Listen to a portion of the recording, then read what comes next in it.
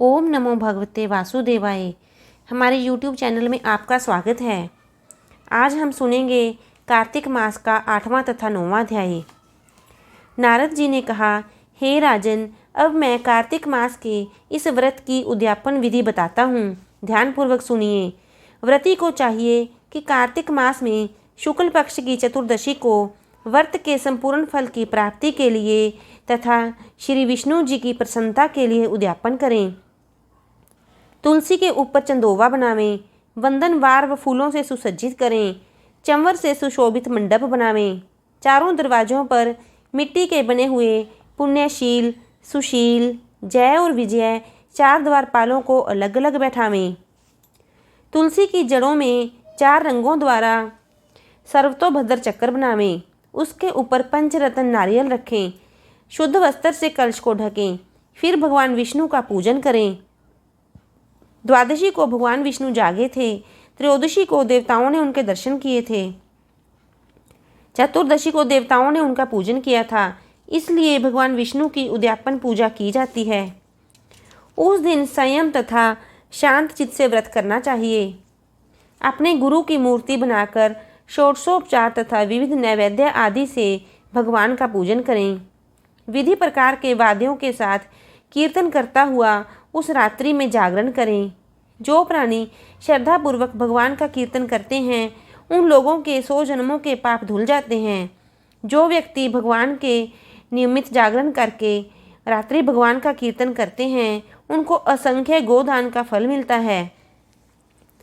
जो लोग भगवान की मूर्ति के सामने नृत्य गान करते हैं, उनके अनेक जन्मों के एकत्रित पाप नष्ट हो जाते हैं।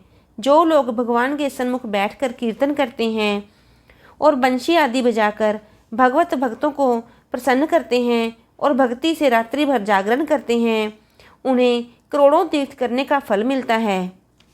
पूर्णमासी को अपनी पत्नी सहित वेद पाठी ब्राह्मणों को या केवल एक ही श्रेष्ठ ब्राह्मण को उसकी पत्नी सहित बुलावें और उन्हें खीर आदि का मधुर भोजन करावें और यथाशक्ति दक्षिणा देवें, क्योंकि पूर्णमासी को ही भगवान ने अपने भक्तों को वरदान दिया था और मत्स्य रूप धारण किया था। अतएव उस दिन जो दान, हवन, जप आदि भगवान विष्णु के निमित्त किया जाता है, वह अक्षय फल का देने वाला होता है। इसलिए व्रती 3 या 1 ब्राह्मण को सपत्नीक सामर्थ्य अनुसार भोजन करावे। उन ब्राह्मणों को अपनी सामर्थ्य के अनुसार दक्षिणा देकर प्रणाम करें। बाद में भगवान विष्णु की पूजा करके अन्य देवताओं तथा तुलसी व कपिला गाय का पूजन करें। व्रत की कथा सुनाने वाले गुरु व उपरोक्त ब्राह्मणों को वस्त्राभूषण आदि से पूजन करके उनसे क्षमा प्रार्थना करें। प्रार्थना के मंत्र का अर्थ यह है, आप सब लोगों की अनुकंपा से मुझ पर भगवान सदा प्रसन्न रहें। इस व्रत को करने से मेरे 7 जन्मों के किए हुए पाप नष्ट हो जावें और मेरी संतान चिरंजीवी हो। इस पूजा के द्वारा मेरी सभी इच्छाएं पूर्ण हों। मेरी मृत्यु होने के बाद मुझे अतिशय दुर्लभ विष्णु लोक प्राप्त हो। व्रत करने वाला इस प्रकार ब्राह्मणों से क्षमा की प्रार्थना करे और उनको प्रसन्न करके विदा करे। पूजा की सारी वस्तुओं के साथ गायें भी गुरु को दान में दें।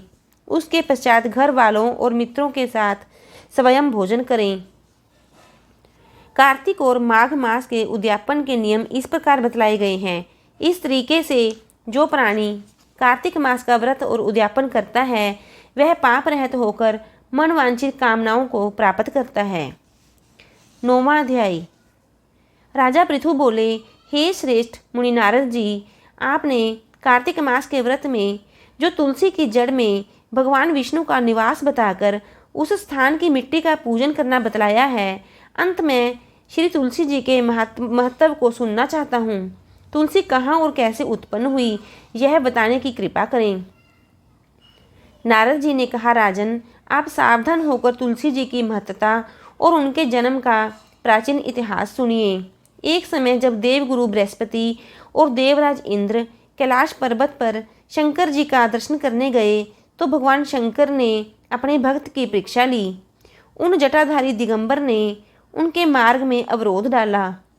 यद्यपि वह तेजस्वी, शांत, लंबी भुजा और चौड़ी छाती वाले गौरवर्ण अपने विशाल नेत्रों से युक्त तथा सिर पर जटाधारे वैसे ही बैठे थे। तथापि उन भगवान शंकर को न पहचानकर इंद्र ने उनका नाम धाम आदि परिचय पूछा और कहा, शंकर जी अपने स्थान पर हैं या कहीं गए हैं।